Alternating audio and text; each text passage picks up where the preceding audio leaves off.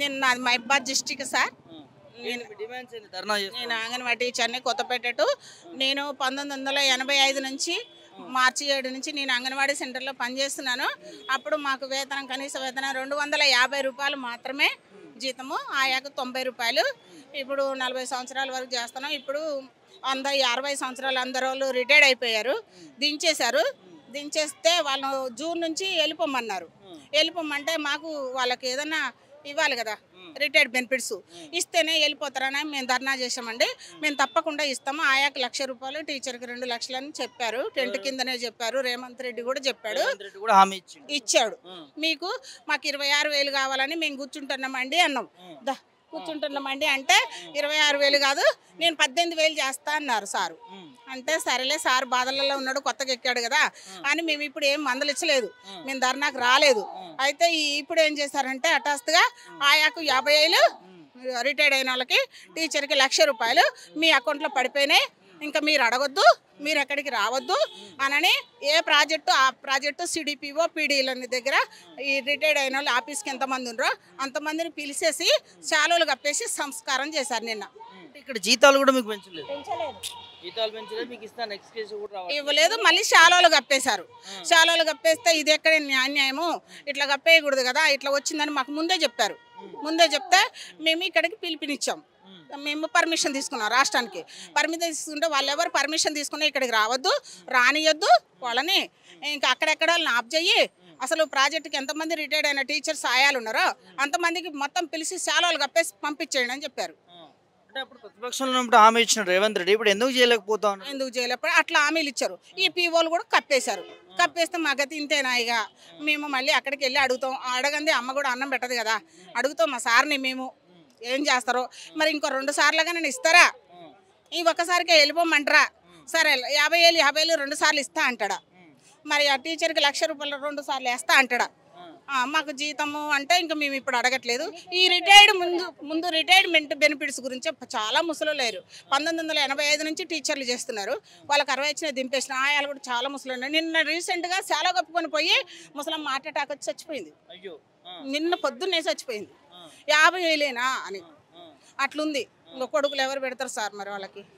Sir మరి ఈసారి వేసిండు కదా, ఒక 50 వేసిన అమ్మాయి ఇంకో 50 కూడా తర్వాత వేస్తా అంటాడా? మరి ఏమంటారు మంత్రులు? అందుకే అడగటానికే వచ్చాం సార్ మేము ఇక్కడికి. అందుకే ఈ ప్రభుత్వం చేస్తుందని మేము సరే అని ఒప్పుకొని ఇప్పటి వరకు కూడా అట్లనే ఉన్నాం సార్. అయినా ఇప్పటి వరకు మా జీతం సరిగా నెలకు పడట్లేదు. ఇంకొకటి ఈ మేనిఫెస్టోలో పెట్టిన విషయం కూడా తీయట్లేదు. ఈ బడ్జెట్లోనైనా మాకేమైనా పెట్టారా? ఆయాలు చనిపోతారు, టీచర్లు చనిపోతారు, కనీసం మట్టి ఖర్చులు లేవు. వాళ్ళు ఉన్నప్పుడు కాంగ్రెస్ ప్రభుత్వం వచ్చినాక మీకు అన్నీ చేస్తాం అన్నారు. ఇప్పుడు మాత్రం ఏది మా విషయం కూడా ఎట్టట్లేదు సార్. మర్చిపోయినాకనే మళ్ళీ వచ్చినాం సార్ మేము. మా బాధ ఎవరికి, మా జీతం మాకు సరిపోవట్లేదు సార్.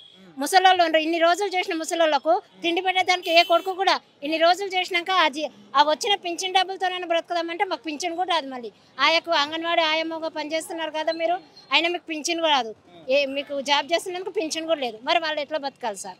నేనేమో అప్పుడు అన్నీ చెప్పిండు మాకు, నేను అది చేస్తా, ఇది చేస్తా, అది చేస్తాను. మేము నమ్మి ఓటేసినాం. మాకేం చూపిస్తాను సార్? ఇప్పటి వరకు మాకు ఏది లేదు. మాకు చాలా బాధ ఉంది. ఆ జీతం నెలకు కూడా సరిగా పడట్లేదు.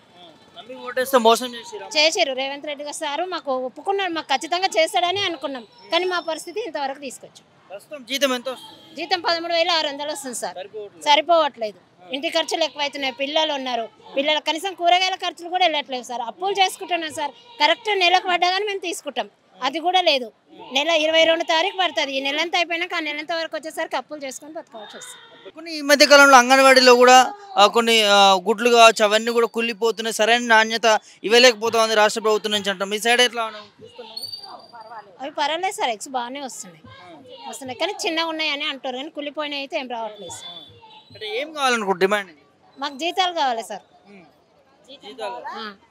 ఆయమ్మలకి రిటైర్మెంట్ అయిన వాళ్ళకి 1,00,000 రూపాయలు, ఆయమ్మకి టీచర్కి 2 లక్షలు ఇస్తా అన్నారు కాబట్టి వాళ్ళు ఎంతో ఎదురు చూస్తూ ఉన్నారు. ఇప్పుడు దిగిపోయిన వాళ్ళు ఎదురు చూస్తుంటే మేము 4 రోజులకి దిగిపోతాం కదా. హామీ ఇచ్చినప్పుడు హామీ ఇచ్చిన ప్రకారం ఇస్తే చాలు. ఒక్క ఫ్యామిలీ ఈ రోజుల్లో బ్రతకాలి అంటే సార్ కనీస వేతనం లేకుండా ఎలా బ్రతుకుతారు? 13,500 జీతానికి ఒక ఫ్యామిలీలో భర్త బిడ్డలు ఉంటే వాళ్ళ చదువులకి ఫీజు కట్టడానికి ఈ రోజులలో పిల్లల్ని చదివించాలంటే ఎంత ఫీజు అవుతుంది? అదంతా ప్రభుత్వానికి తెలుసు. కాబట్టి మేము అడుగుతున్నది ఒకటే, శాలరీ పెంచండి, రిటైర్మెంట్ అయిన పెన్షన్స్ ఇవ్వండి. మీరు ఏ విధంగా అయితే ఒప్పుకున్నారో ఆ విధంగా ఇవ్వండి. మేము అంతే అడుగుతున్నాం, కానీ మేము వేరే ఏం అడుగుతలే. మీరు ఇచ్చిన హామీ మాకు దయచేయండి. రిటైర్మెంట్కి ఎంత ఇస్తాను? రిటైర్మెంట్కి టీచర్కి 2 లక్షలు, ఆయాకి 1,00,000. ఫస్ట్ 50,000 అన్నారు, తర్వాత మళ్ళీ చెప్పారు. ఎవరు? రేవంత్ రెడ్డి హామీ ఇచ్చిండా? రేవంత్ రెడ్డి గారే హామీ ఇచ్చారు. మరి ఇప్పుడు ఎంత ఇస్తారు? ఇంకా ఏమి ఇవ్వలేదు, ఏమీ రాలేదు. ఏమి ఇవ్వలేదు, ఏమి రాలేదు. జీతం కూడా పెంచాలంటారు, ఇప్పటి వరకు కూడా పెంచలేదు. పెంచలేదు. 18,000 చేస్తామని చెప్పారు. 18,000 ఇస్తారు అని చెప్పారు. అంటారు. అదే 13,600. ఇంకెట్లా ఉంటుందంటే ఇంక పరిస్థితి ఏదో మా పరిస్థితి ఇంకా చూసుకోవాలి కదా. అదే 13,600 తోటే ముందుకు నడుస్తూ ఉన్నారు. మరి ఎందుకు పెంచలేకపోతున్నారు రాష్ట్ర ప్రభుత్వం? మేము అడుగుతున్నది ఏంటంటే, మీరు ఇచ్చిన హామీ మాకు దయచేయండి. ఇంతకంటే ఎక్కువ మేమేం అడగం. మీరు ఏ విధంగా అయితే ఇస్తామన్నారో అదే మాకు ఇవ్వండి. మా స్కూల్ విషయంలో అన్నీ మాకు కూడా అన్ని విజిట్లు అవుతున్నాయి, అన్నీ చేస్తున్నారు కదా. అన్నిటల్లో వాళ్ళు అన్నీ పర్ఫెక్ట్ ఉన్నాయా లేదా చూసుకుంటున్నారు. ఎన్నిసార్లు ధర్నా చేస్తూ ఉన్నారమ్మా? సంవత్సరం అయితే ఉంది, మరి నమ్మకం ఉందా? ఏం చెప్తారు? నమ్మకం ఉంది. నమ్మకం ఉండి ఆగినాం, కానీ మళ్ళీ వస్తున్నాం, అడగడానికి వస్తున్నాం. మరి ఏం చెప్తారు ముఖ్యమంత్రి? ఇంకేం చెప్పం సార్, ఆయనను మేము ప్రాధేయపడుతున్నాం. అందరము ఆ జీతంతో బతకలేమని ప్రాధేయపడుతున్నాం. జీతం పెంచండి, రిటైర్మెంట్ పెన్షన్ ఇవ్వండి, మాకున్న కొన్ని అంటే మాకున్న పనులు కొన్ని పని భారం తగ్గించండి.